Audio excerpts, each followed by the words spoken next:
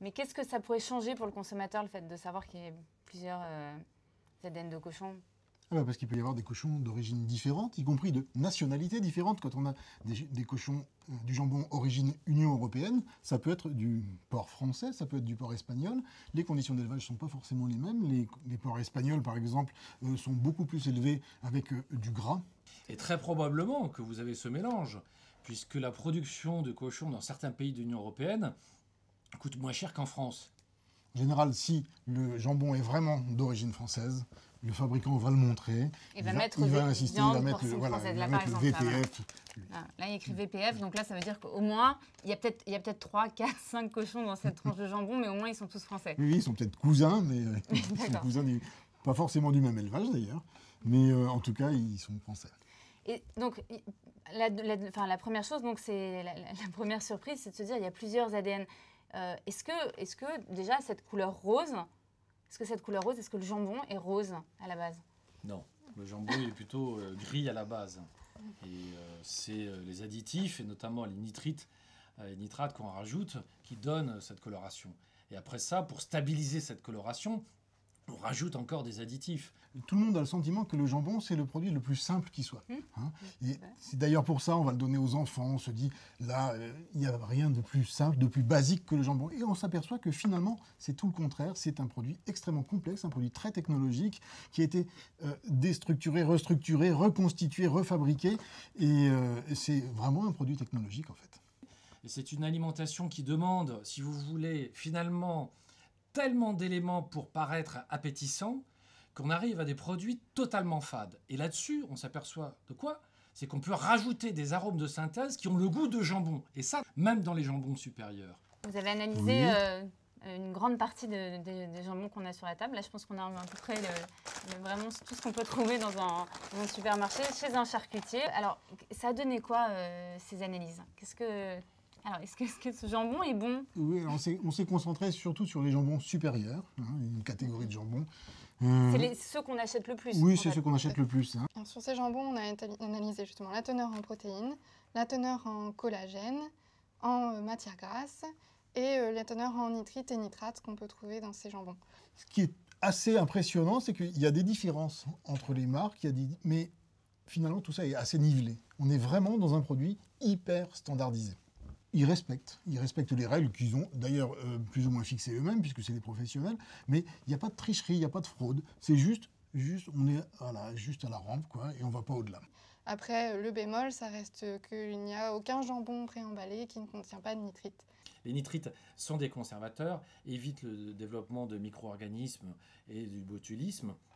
Malheureusement, les nitrites aussi peuvent se transformer en nitrosamines dans l'organisme et on a des interrogations en termes de potentiellement d'émergence de certains types de cancers digestifs.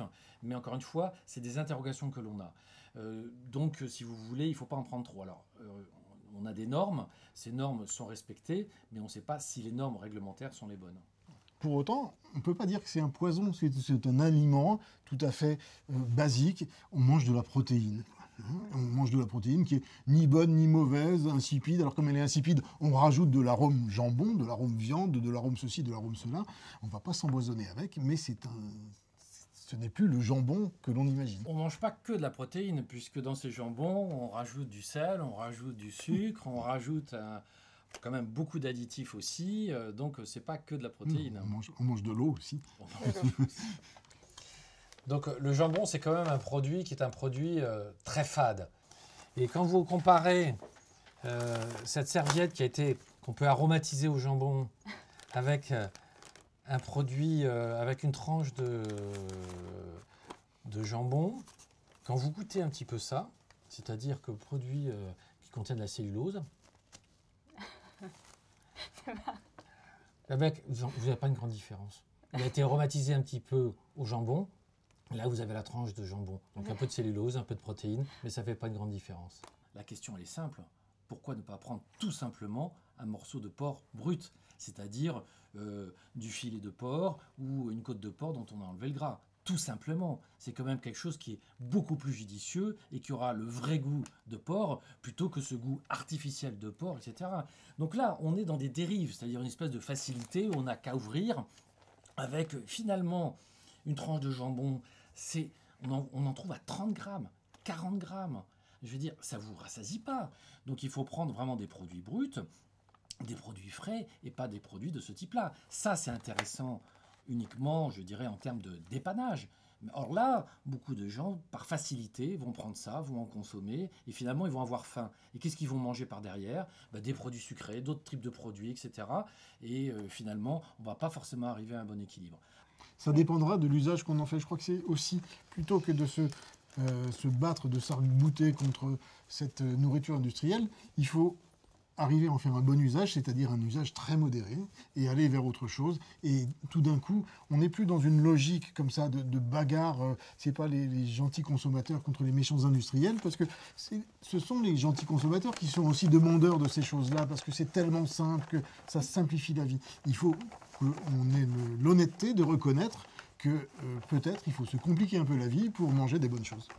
Est-ce qu'il y a une différence entre est-ce que le prix peut faire la différence sur le jambon qu'on mange? Ou alors, par exemple, sur une catégorie supérieure, si on achète une marque distributeur ou si on achète une grande marque, est-ce qu'il y a une vraie différence?